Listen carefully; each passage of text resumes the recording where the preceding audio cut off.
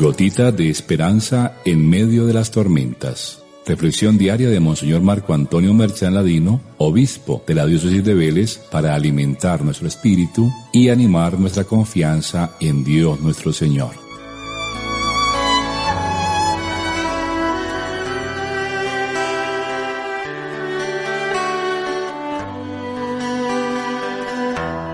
Muy queridos hijos e hijas, reciban mi saludo en este domingo, 10 de octubre, segundo domingo de este mes. En la comunidad que el Señor pretende formar, no hay espacio para los ricos, sino para los dueños y señores. Nos preguntamos cuál es la diferencia. Rico es aquel que por retener los bienes para sí, termina esclavo y al servicio de ellos. Son como una especie de enfermos terminales de egoísmo. Dueño y señor, en cambio, es el que dispone libremente de lo que tiene y lo pone al servicio de sus hermanos. Y es precisamente uno de esos ricos el protagonista de nuestras gotitas de esperanza de este domingo. Jesús va por el camino que, recordemos, según la parábola del sembrador, es el lugar en el que la semilla de la palabra no produce fruto. Pues los pájaros, símbolo de las preocupaciones por los bienes terrenales, apenas la ven caer, se la comen. De alguna manera ya San Marcos advierte que la siembra en este caso va a ser infructuosa.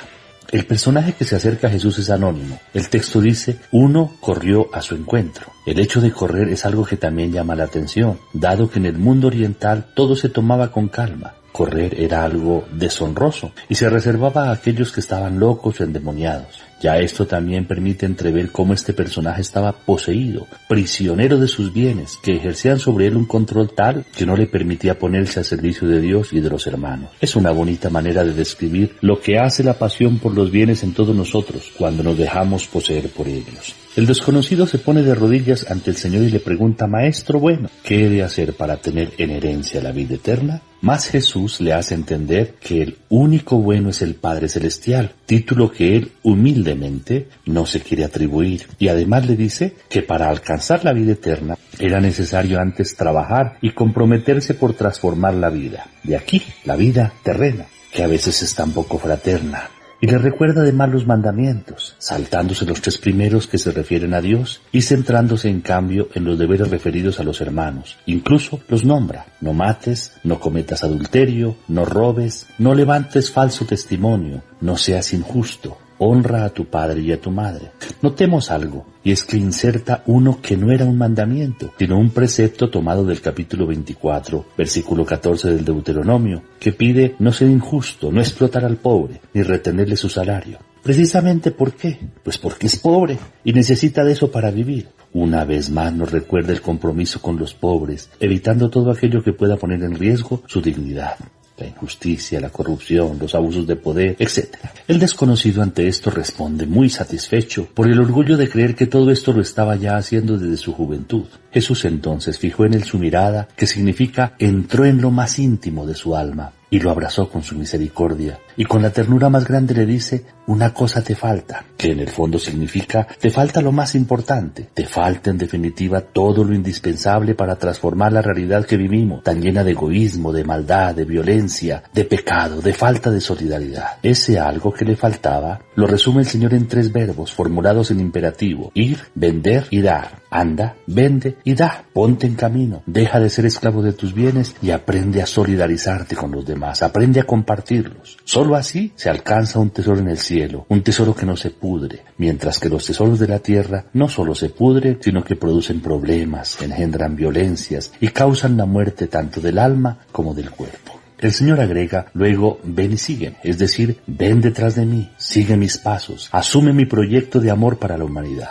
Su afán por tener lo había llevado hasta Jesús con el fin de tenerlo todo, hasta la vida eterna. Pero Jesús le hace entender y nos hace entender que para tenerlo todo, antes hay que darlo todo, como Él, que en la cruz no se reservó nada. En efecto, su ambición no le permitió renunciar a nada, y por eso se va muy triste, muy frustrado, pues pensaba que con los bienes podría alcanzarlo todo, comprarlo todo, y en cambio comprende que para alcanzar la vida eterna, la vida que en verdad vale la pena, no sirve el dinero, sino el amor hecho servicio por los demás. Somos dueños y señores cuando disponemos de lo que tenemos para darlo a los demás, mientras que cuando retenemos todo para sí, aunque aparentemente dispongamos de ellos, en realidad somos poseídos y esclavos de ellos. Jesús, de hecho, liberó a los endemoniados, purificó a los leprosos, porque ellos libremente lo suplicaron y lo acogieron. mientras que con los ricos no pudo hacer mucho, pues estaban poseídos por sus bienes. Uno renuncia a lo que es suyo, pero en este caso no se puede renunciar a lo que nos posee. La conclusión es coherente con el desarrollo del texto. Qué difícil es que los que poseen riquezas entren en el reino de Dios. Ya dijimos, ellos en realidad están poseídos por sus bienes. No pueden pertenecer al reino, pues este se fundamenta en el compartir generosamente con los hermanos, lo que es imposible para quien tiene el corazón endurecido por el egoísmo. Los discípulos quedan desconcertados, pero Jesús les habla con la ternura de padre y los llama hijitos. Muestra lo difícil que es para los ricos esta decisión y la comparación que usa es pedagógica. Es más fácil que un camello pase por el ojo de una aguja que el que un rico entre en el reino de Dios, haciendo entender que lo imposible es renunciar o aprender a usar las riquezas que ha recibido como don de Dios para el servicio a los hermanos. El egoísmo humano hace que uno se apodere de ellas, como Adán, que cayó en la tentación de robar lo que no le pertenecía. Sin embargo, al final da una posibilidad que consiste en que aquello que es imposible para nosotros como hombres siempre sea posible para Dios, motivando a acoger el don de Dios, que es su Hijo único, Hijo que nos capacita con su Espíritu para dejarlo todo, como Él, casa,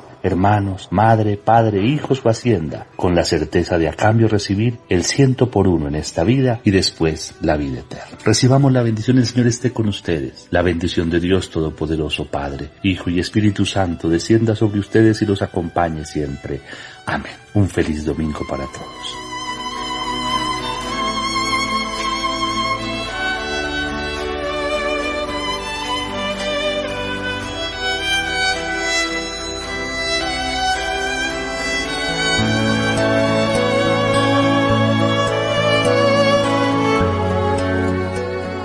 Gotita de esperanza en medio de las tormentas. Reflexión diaria de Monseñor Marco Antonio Merchán Ladino, obispo de la diócesis de Vélez, para alimentar nuestro espíritu y animar nuestra confianza en Dios nuestro Señor.